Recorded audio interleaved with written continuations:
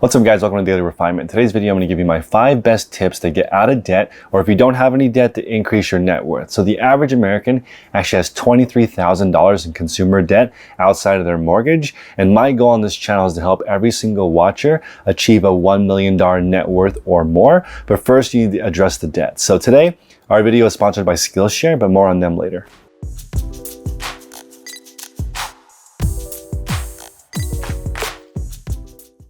Before we get into the tips, I want you guys to watch all the way to the end of the video and do these steps in order because it will completely transform your financial life. So tip number 1 is to make a budget. Both in my personal life and in my business life, I keep track of every single expense. I know where every single penny is going, and it makes it really easy for me to cut out unnecessary expenses, which is a major part of financial independence, is looking for opportunities and looking for easy things to cut. So this is the most important part. I just recommend a simple spreadsheet where you start with writing down every single thing that you pay.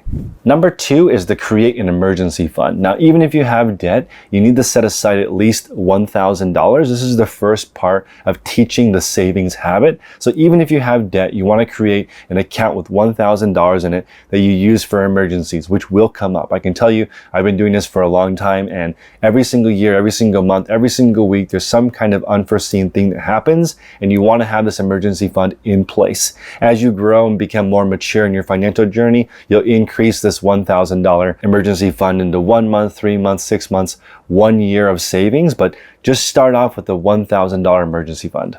Tip number 3 is to avoid or reduce unnecessary expenses. So if you did step number 1 and you made a list of everything you spend money on, now it's time to cut what's not necessary. So number 1, you want to use coupons and take advantage of sales on things that you're looking for. So a lot of people will wait until Black Friday to make a big purchase because that's when you get the biggest discount. You'll also take advantage of buying in bulk, or maybe reading through the coupon book of whatever place you're about to go to figure out what is the best deal. This is also a great way to save money on your grocery list, is just to buy what's on sale.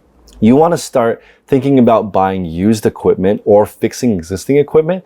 I'm a big fan now of using things that don't require any batteries, that are wired, and I'm using the mindset of buy it for life. So I'm buying higher quality goods that last a long time versus buying things that get replaced over and over again. So I'm really thinking about, can I buy this used? And again, you guys know, if you've been watching my channel for a while, my entire online business of reselling goods is 100% used items. I'm buying items that didn't sell at the store originally and now they're being sold as store returns, or I'm selling stuff that's been donated. So it goes both ways. I'm in that secondhand economy, both on the seller side, and I also purchase many of the things that I use pre-owned or fix existing things.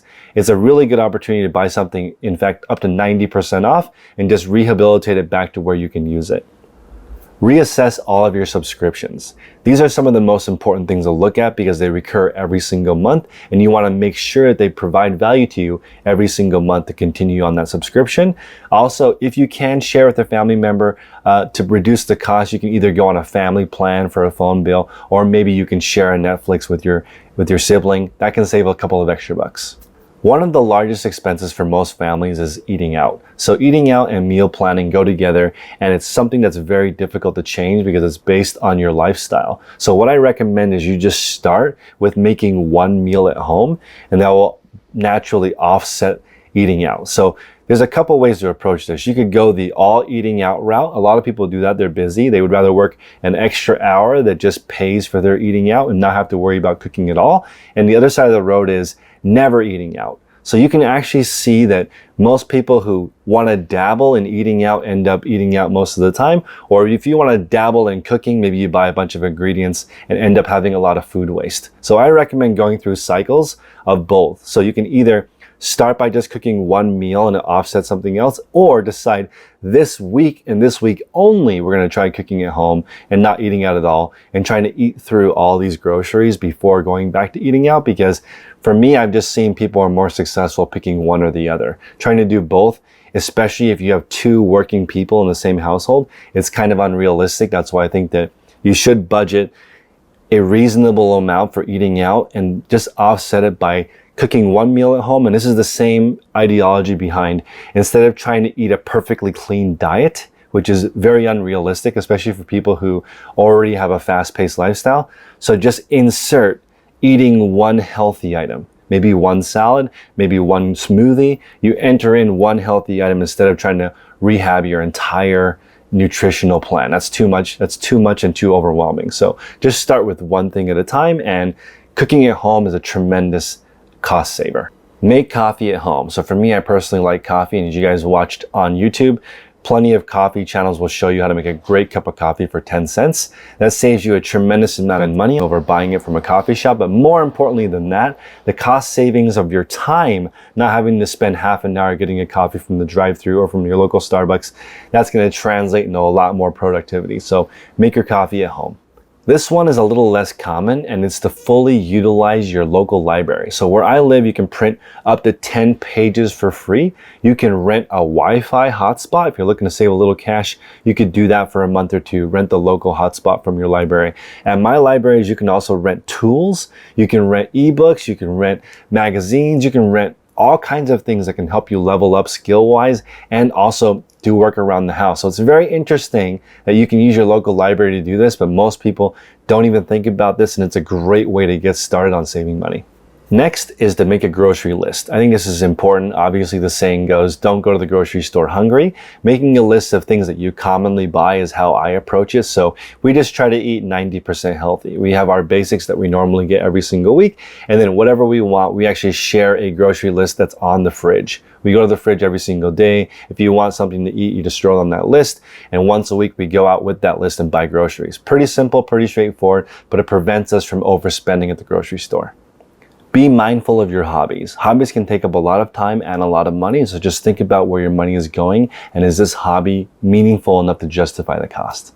The next one I kind of go back and forth on, which is reducing the gym membership. So you can replace a gym membership with running, walking, and bodyweight exercises at home. But my recommendation is to just use a gym membership that's closest to you. So as long as you're using a gym membership, I think this actually can add to your income because it gives you more energy. But again, pick the gym that's closest to you. I only consider a gym membership expensive if you don't use it. Next is to find cheap or free entertainment. Now I recommend going on walks, going on hikes, but above all else, I recommend reading. So reading, you can either upgrade your current skill set by reading nonfiction, or you can actually take a break from your busy life with fiction. So I totally recommend an inexpensive hobby like reading. It'll really, really turbocharge your brain and also help you save money. The next one is people's biggest expenses minus their housing, which is typically their car expenses. So my wife and I, we actually shared a car for the first 11 years of our relationship, which saved literally $100,000 where I live. So it's a huge difference when you think about sharing a vehicle or maybe just using public transportation. It depends on where you live, but transportation cost is massive. And think about the job that you're choosing to try to minimize that commute. Plenty of people commute 1 or 2 hours each direction, and when they do that, they're giving up the cost of time in their car, and they could pick a job that's closer, potentially for lower pay. The next one is to stop adding credit card debt. So only use your credit card if you can pay out the full balance every single month. Compare yourself to people who are wealth building and not people who are status building. So I find this is a huge problem on social media. People are comparing themselves to the Joneses, but much of that is just the flexing and showing off part. You can definitely compare yourself to people who read and improve themselves, self-improvement, although those types of posts don't have as many likes. I personally like to surround myself with people who are really focused on self-improvement because I feel like that type of comparison is very healthy because you're sharing best practices. The final one when it comes to saving money is to learn to say no. Cutting expenses is really easy when you only do a few things. So for me personally, I've chosen just to do a few meaningful things versus a bunch of random stuff. Number 4 is to earn more income. So you can only reduce your expenses to a certain point, and then you have your basic needs and you can't reduce anymore. So you can go the other direction now and earn more money. So there's a few different things you can do. You can sell stuff that you already own. That frees up a lot of cash flow. You can also start a reselling business where you go and find things to resell from garage sales or thrift stores. And you can also earn extra money being a freelancer. So you could help somebody with copywriting. You could help somebody mow their lawn. Offering a service or a product are the basic ways of earning extra money. That brings us to the sponsor of today's video, Skillshare. Skillshare is the perfect place to learn new skills.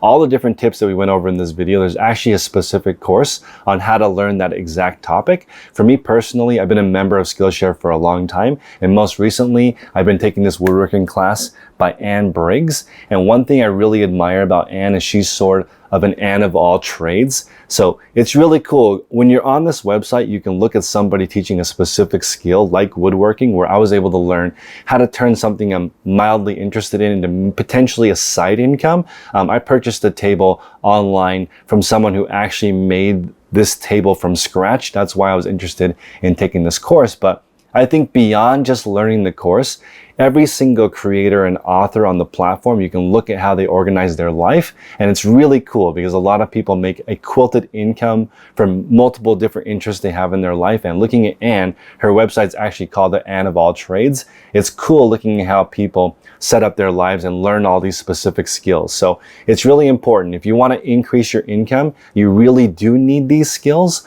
So the first 1,000 people who sign up using my link below get 1 month free of Skillshare. I highly recommend the service. It's very easy to use and you can always be leveling up your knowledge and your experience. Okay, number 5. At this point, you have no debt and you have a really high income. So now you want to invest your active income that you've worked so hard into something more passive. Now, personally, I only have experience in investing in real estate and investing in index funds. Those are two things that require a lot less work than hustling and working for somebody else. So once you have more money than time, you start putting it into something that's a little bit more passive. Now, I appreciate you guys stopping by. This video was 5 tips on how to increase your net worth or get out of debt. So I appreciate you guys. Until next time, make progress daily.